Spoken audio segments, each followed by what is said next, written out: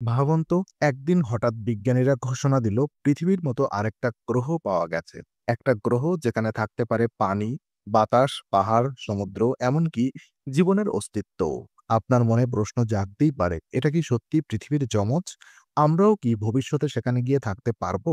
বন্ধুরা, ২০২৫ সালে বিজ্ঞানীরা এমন একটি গ্রহ খুঁজে পেয়েছেন যা পৃথিবীর সঙ্গে এতটাই মিল, অনেকে একে বলছেন আর্থ টুইন। আজকের ভিডিওতে আপনি জানতে পারবেন এই নতুন গ্রহ কোথায়, কেন বিজ্ঞানীরা একে পৃথিবীর যমজ বলছেন, এই গ্রহে কি প্রাণের অস্তিত্ব থাকতে পারে, আর মানুষ কি ভবিষ্যতে সেখানে যেতে পারবে?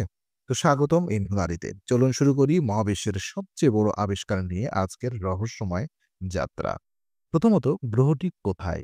এই নতুন গ্রহটি পাওয়া গেছে আমাদের কাছাকাছি একটি তারা ব্যবস্থাপনায়। এটির নাম বিজ্ঞানীরা দিয়েছেন কেপলার X29b। এই গ্রহটি তার সূর্যের চারদিকে ঠিক হ্যাবিটেবল জোনে ঘুরছে, মানে যেখানে পানির অস্তিত্ব থাকার মতো উপযুক্ত তাপমাত্রা আছে। এই কারণে বিজ্ঞানীরা একে বলেছেন আর্থস টুইন ক্যান্ডিডেট। তো কেন একে পৃথিবীর যমজ বলা হচ্ছে?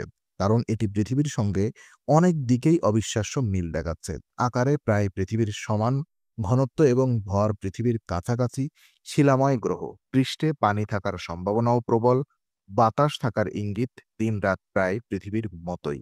এমন সমান বৈশিষ্ট্য মহাবিশ্বে খুবই বিরল।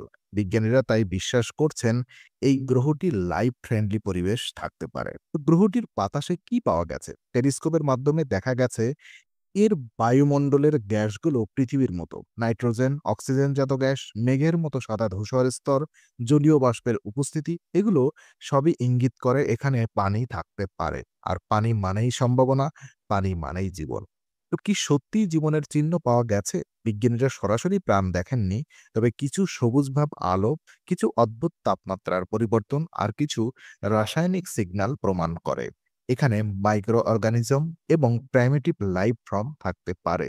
আর এটা যদি সত্যি হয়, তাহলে এটি হবে মানব ইতিহাসের সবচেয়ে বড় আবিষ্কার। মানুষ কি সেখানে যেতে পারবে?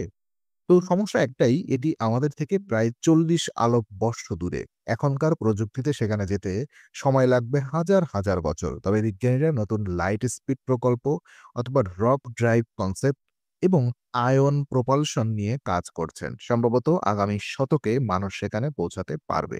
কিন্তু একদিন হতেই পারে মানবজাতির দ্বিতীয় বাড়ি হয়ে উঠতে এই গ্রহটি।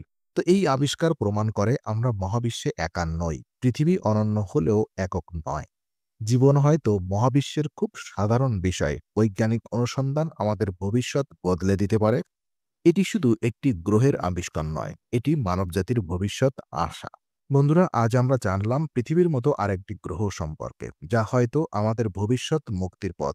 এটাই ইনফোনারির লক্ষ্য, বিজ্ঞান, মহাকাশ, রহস্য এবং অজানা বিশ্বের গল্প সবচেয়ে সহজ, আকর্ষণীয় এবং শক্তিশালীভাবে আপনাদের কাছে পৌঁছে দেওয়া।